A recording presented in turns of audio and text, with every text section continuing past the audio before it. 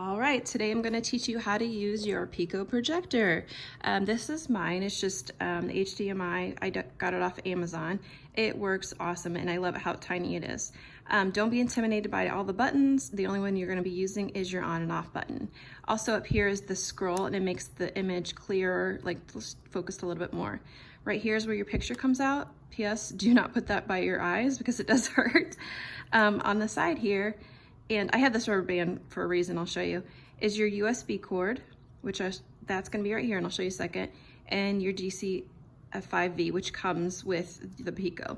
Now this is the cord it came with. Clearly it's very short and you have to keep it plugged in the whole time because it will go out. The battery's not very long on this. Actually, I think I added this. We just had some laying in the house. You can use any phone cord adapter. Also, you're going to need an extension cord, which is hooked up over there as well. Now, this is the cord I bought separate. It's going to plug into your Pico, and I'll show you, which is right on the back. So your HDMI cord that's where it's going to plug in. I have plugged it into DVDs or DVD players and things like that for sound. It's not the loudest sound, so we usually use another speaker for that. That's a whole nother video. Anyway, so all you're gonna need is to plug this guy in here, and this guy goes into your computer. It's just a regular HDMI. My computer's older, so it works for mine. If you don't have an older computer and you don't have an HDMI, you can get another adapter, which this will go into your HDMI, and then this will plug into your computer. So don't be too confused. It's just 1, 2, and then this is just a regular plug. So it's just gonna go like that, okay? It's crazy when you have it on there because there's lots of cords, but it's not too bad once you get started. The next thing is you're gonna need is a tripod. Now this one is kind of like Gumby. A lot of you have really nice tripods. Stick with those because I bought this one and this guy and they're kind of hard to deal with, but it's all right, gets the job done. So I kind of like attach this here and then I use this one, but eventually they're gonna have to get traded out because they have been kind of crazy. This I got on Amazon. The joints kind of give out after a while. I haven't used it a whole lot, so it can go up and down. Also, let's talk about drawing or markers. I don't ice the cookies when I have them on the projector because it's hard to see. Sometimes I will, but for the most part I use a marker and then I go over my icing. So this is the marker I use. This is the food art pen from Amazon, and I love it because one end is really tiny. So it gets all those little lines and things like that, which is my favorite. And then the other end is just your regular marker. Plus, I just marked on myself. Plus, it gives another element of pigment rather than the other ones that I bought in.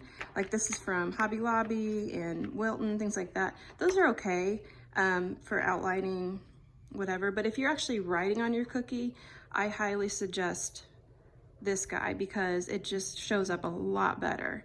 So that's that. And the next products you're going to need, I like to have a warm towel with water here and then dry here so that when I'm getting my icing, wipe it off. All right, so let's talk about your icing. These are some really, really nice tips. They're called PME tips. I'm not sure who suggested. This is a 1.5, and these PME tips are seamless, so they go out a lot smoother and they're longer. I just really like these a lot. They write so well.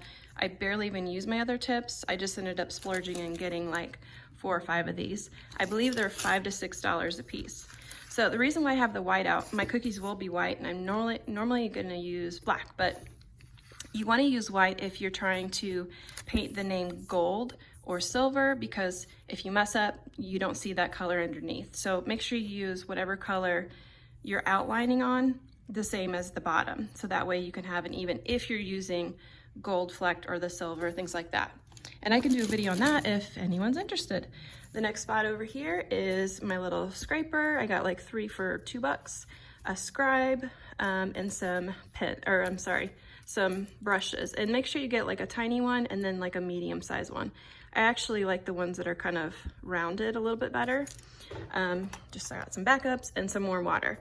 All right, so the next part is your computer. So I really got icing everywhere. So I really like this website. It's called defont.com. You don't have to pay for anything. And if you look right here, it says custom preview. You can add any name you want.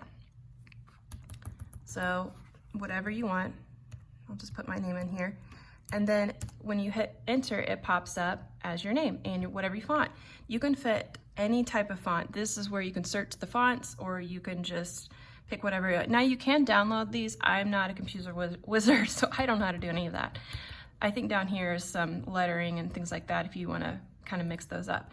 Now how I get it to my cookie is you have to make it bigger. So on my computer, let's see if I can do this one hand. There we go. You want to make it as big as possible. And I'm sure there's other ways to do this, so just ask someone if they don't know how to do it, because I'm not the best at it. Okay, now it's being weird. Let's see. Whoop. Yep, see, that happens. All right, let's go back to that. So this is what you're gonna have on your screen. Now you're gonna place your cookie down here. Your projector is going to be right here, and I will set that up and show you because you want it this size. If it's too big for your cookie, just go ahead and make it smaller, okay? So I'll show you how to do that up on the next video.